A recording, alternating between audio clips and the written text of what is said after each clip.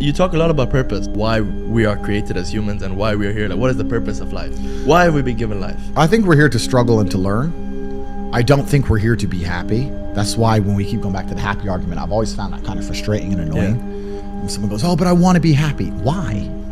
Why do you want to sit there and laugh like you were happy your entire childhood? That's your happy days. You're allowed to be happy as a kid. Finished. It's all over now, right? You're a man. You have responsibilities. I think we're here to do important things, and important things are going to be difficult, and they're going to be hard, and you're going to get frustrated. But that's what gives you purpose. I think we're here to struggle. I think we're here to endure pain. I think we're here to just see how hard we are to kill. I think that going through terrible things and living through them and coming out the other side is one of the most fantastic things about being human. I think that it's almost like once you understand what life is really about, there's no emotion which isn't enjoyable. The only emotional state which can be seen as detrimental is feeling nothing at all. But if you're sitting at home and you're feeling truly heartbroken, at least you're feeling something, right? And I think that's the whole part of being human. I think we're here to struggle. I think we're here to go through pain. I wake up each day and go, what can I attack? What problem can I solve? And look at history. Why did Genghis Khan wake up and want to conquer the whole world? Why did Napoleon conquer the world? Why did Alexander the Great conquer the world? You just wake up and just say, give me this, give me that. I want all of it. Yeah. There's an army there. They're really big. We're better. It's intrinsic. You need to go and conquer. That's the purpose of life. Do you believe that God created us? So why did God create us to struggle? Because if you don't struggle, you don't learn. God created us to learn and understand ourselves and understand other people and understand the world. And what did I say earlier? I said that you don't learn a lesson without pain. So you have to struggle to learn anything. There's only two ways to learn things, the hard way or the harder way. If you're smart, you can learn the hard way. But in my experience, 99% of the planet only learn the hardest possible way. If you want to feel happy inside of yourself and you want to feel content and you want to feel stable inside of yourself, you need to live true to God. And I'm not saying you can't drink a little bit of alcohol or not party or not have a little bit of fun, but you have to be a good person. I don't believe in the societal paradigms in which they have tried to construct this idea of happiness. I don't believe or subscribe to the way that happy and sad is currently understood by the masses of the population. I think if you are anything less than absolutely distraught, you are happy. You're a version of happy.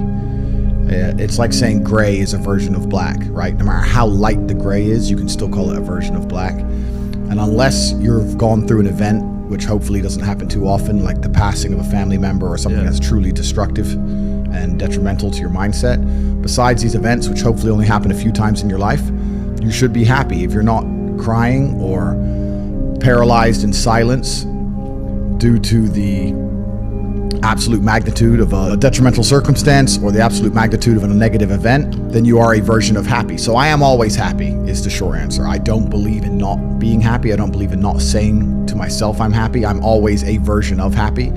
And this idea of chasing happiness and always being concerned and preoccupied with how happy you are is actually the biggest mistake that a lot of people make, I think, in the world today.